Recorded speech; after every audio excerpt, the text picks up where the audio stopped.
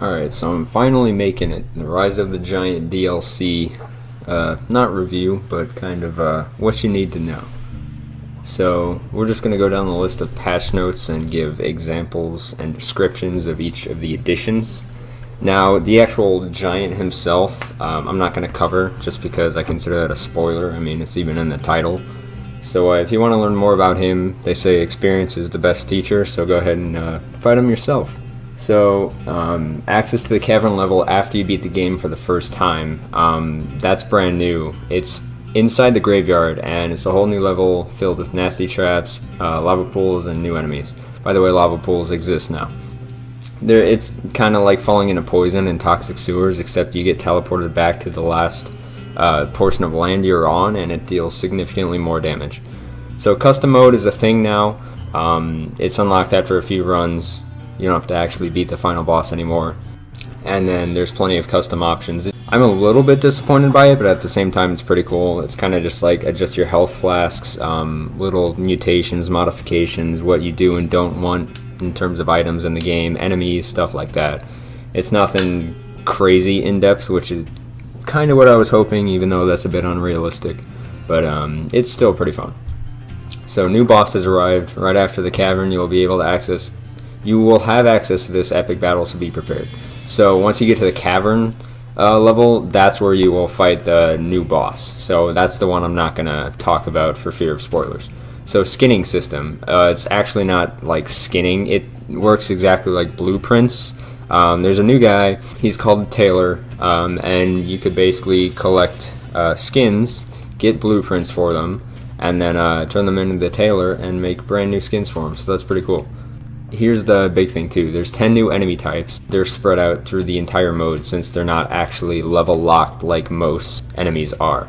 So there's 3 new skills, Flying Pet and a single use scroll that will reveal the current level map.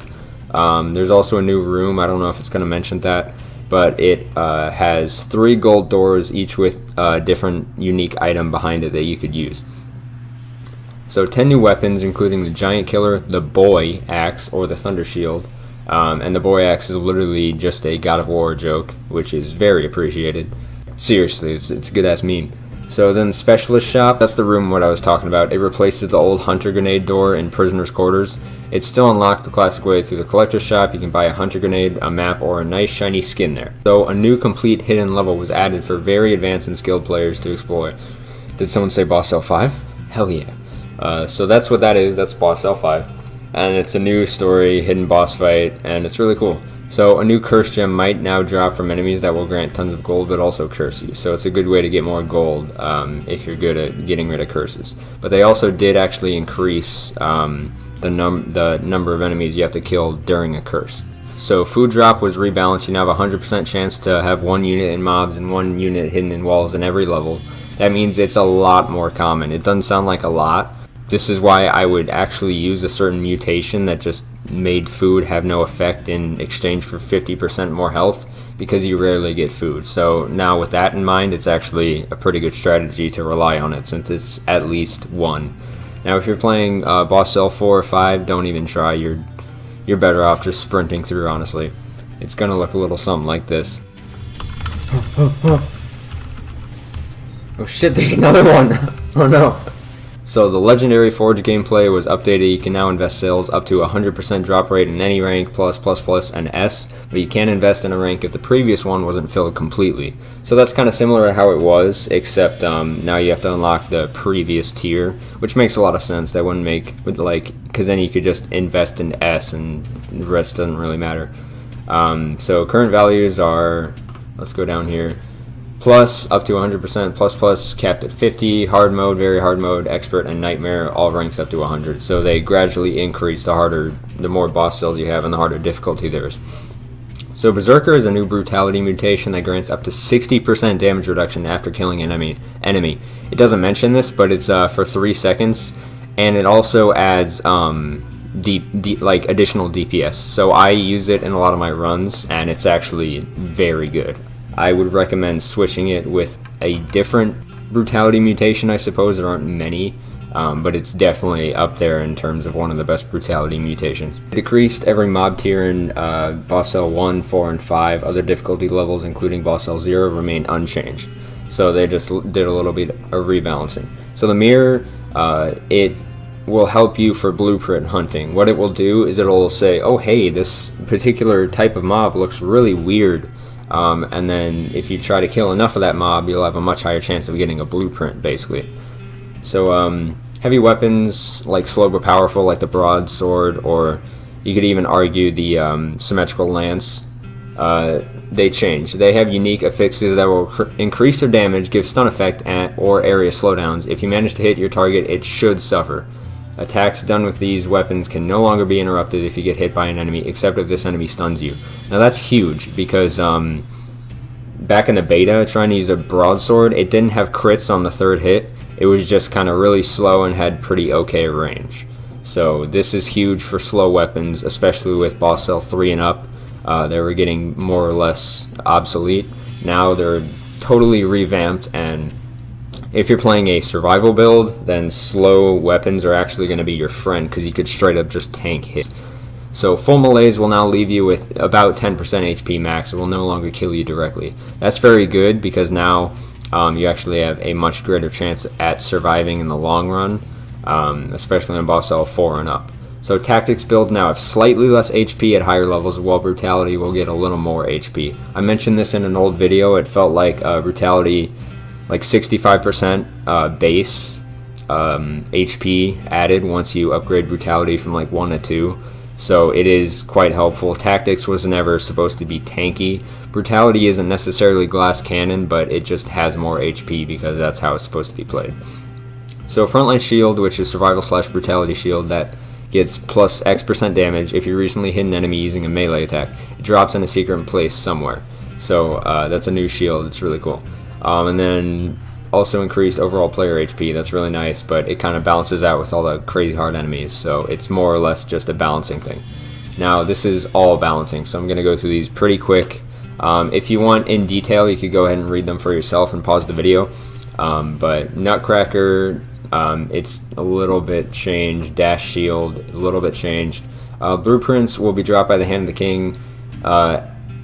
The blueprints that'll be dropped by the hand of the king will be unlocked immediately as you pick them. Now the decoy explosion now creates multiple small mobs. Hero pets should now attack invisible enemies if their invisibility is temporarily suspended. The purulent zombie is in graveyard now and has a whole new gameplay. The purulent zombie in sewers now and has a whole new gameplay. Legendary altars can no longer shield elites. And elite cage skill is now slightly larger, but also inflicts slightly more damage. Flask refills brought from shops receive a permanent 40% discount. Mobs will now be locked for a long time after boss L4 teleportation. No more instant attack after teleportation. That was kind of a glitch. A lot of things like that. Electric field changed, cage change, reduced the plus rank at the legendary force to 750 instead of 1000. That's really good. Valmont Whip now has a much larger hitbox, making crits easier to happen. It also no longer locks your controls after an attack. That was a big problem for a while. People, especially glass cannon brutality runs who were using the Valmont Whip, would just get decimated because of it. Death Orb twice lasts... Wait, that's a typo. Death Orb lasts twice longer against enemies before exploding. Ammo, aggro distance for many elite mobs. Retaliation fix, dead inside mutation now increases your melee's limit actually, which is pretty useful. Tainted Flask changed a little bit. It kind of acts the same, just a little bit more melee's resistance since melee's is a lot more prevalent now. Melee mutation completely replaces the old one. It slows down enemies, also very helpful. Definitely one of the top brutality mutations in my opinion. Boss Cell 0 balanced on enemy tiers. 1 through 2 boss cells enemy tiers before Black Bridge are lower, while the ones after and before the castle are slightly higher. I think this is pretty important because beforehand they were actually kind of difficult to deal with. They do an absurd amount of damage, and now they're going to be more balanced afterwards. So new item Remedy that reduces melee's level. It can be bought in food shops.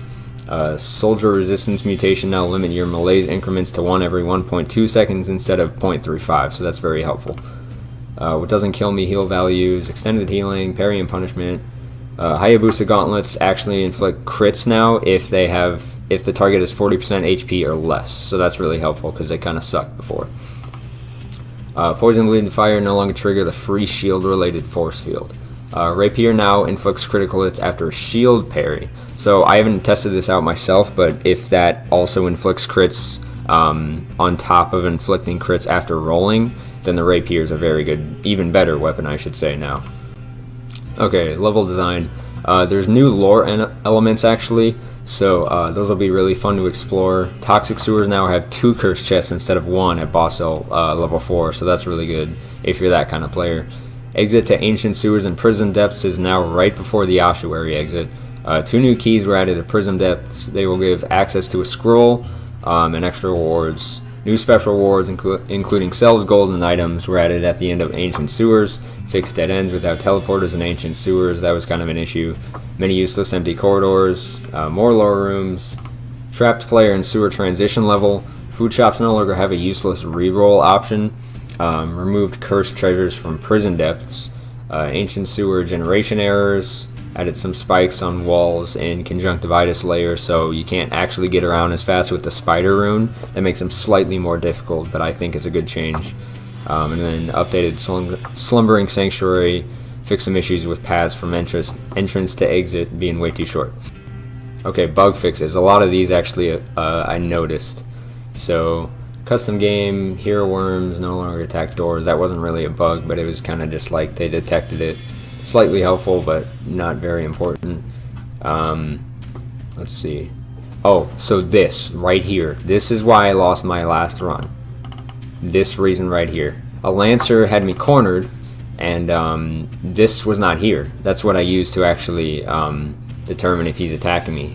So I delayed my parry because I didn't see it, and that ended up being the death of me.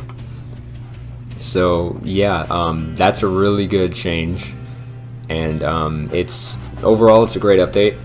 I'm going to show a little bit more gameplay, and the best way for you guys to learn more about it is just to jump into it, so I highly recommend that. It is a fun update. I do think Boss Cell 4 is kind of insane right now, especially starting off, but hopefully a little bit more updates will make it a bit more doable. But overall it is a great update, and I hope you enjoyed this video. If you did, please go ahead and like and even consider subscribing for more Dead Cells content, and I'll see you guys later.